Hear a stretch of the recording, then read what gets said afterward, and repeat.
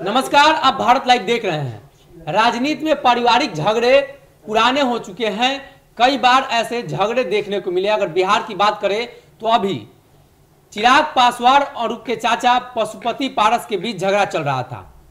फिर से एक बार झगड़ा राजद में भी दिखा। तेज प्रताप यादव और तेजस्वी यादव के बीच लगातार जो पारिवारिक पार्टी है, जिसे कहा जाता है कि एक परिवार के लोग चलाते हैं, उस पार्टी में लगातार इस तरह के झगड़े देखने को मिलते रहते हैं। उत्तर प्रदेश की बात हो या अन्य राज्यों की बात हो, सभी जगह इस तरह के मामले निकल कर सामने आते हैं। लेकिन तेज प्रताप यादव का जो मामला है वो सभी मामलों से कुछ अलग है। यहाँ दो भाइयों की लड़ाई है और कई जगहों पर चाचा भतीजे की लड़ाई थी।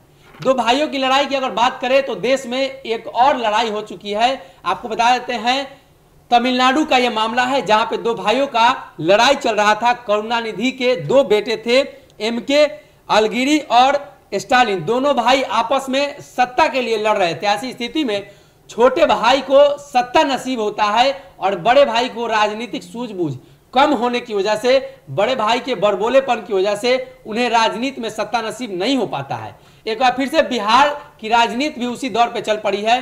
तेज प्रताप यादव और तेजस्वी यादव की कहानी भी वही है। उस कहानी में यह हुआ कि लास्ट में यानी अंतोगत करुणानिधि ने जो फैसला लिया, उस फैसले को लेकर अब कहीं ना कहीं लालू यादव को भी सोचना होगा। उस फैसले में अपने बड़े बेटे को पार्टी से बेदखल कर दिया गया था। उसके बाद उनकी राजनीति समाप्त हो गई।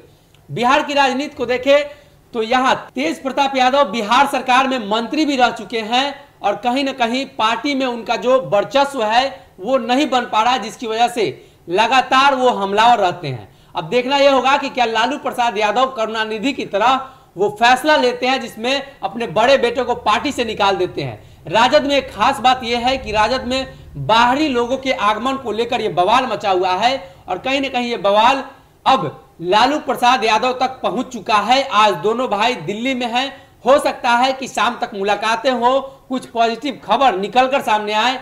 लेकिन खबर यह भी है कि तेज प्रताप यादव जिस तरीके से हमलावर हैं, हमलावर रुख अख्तियार किए हुए हैं, जिससे पार्टी को बड़ा घाटा हो सकता है। ऐसी स्थिति में लालू प्रसाद यादव पार्टी से बाहर निकालेंगे या पार्टी में उन्हें बनाए रखेंगे, या फिर से तेज प्रताप यादव जैसे हर बार करते हैं और उन्हें मना लिया जाता है, इस बार भी उन्हें मना लिया जाएगा। ये देखने वाली बात होगी। लेकिन कहीं ना कहीं तेज प्रताप यादव के राजनीतिक भविष्य पर प्रश्न चिन्ह लग गया है और यह प्रश्न चिन्ह कहीं ना कहीं राजद के कार्यकर्ता और नेता के द्वारा ही लगाया जा रहा है। कई नेताओं ने तो यह तक कह दिया कि एक बाप के कई बाल बच्चे होते हैं, कई बेटे बेटियां होती हैं, लेकिन कोई एक ही अपने पिता के पद चिन्हों पर चल पाता है। ऐसी स्थिति में अब देखना यह होगा कि सेकेंड लालू बनने के लिए तैयार तो हैं, लेकिन उनके पद चिन्हों पर चल नहीं पा रहे हैं। इस बात को लेकर पार्टी में घमासान है। अब आने वाले दिनों में राजद का क्या होगा, तेज प्रताप यादव का क्या होगा और तेजस्वी यादव का क्या होगा, और राजद का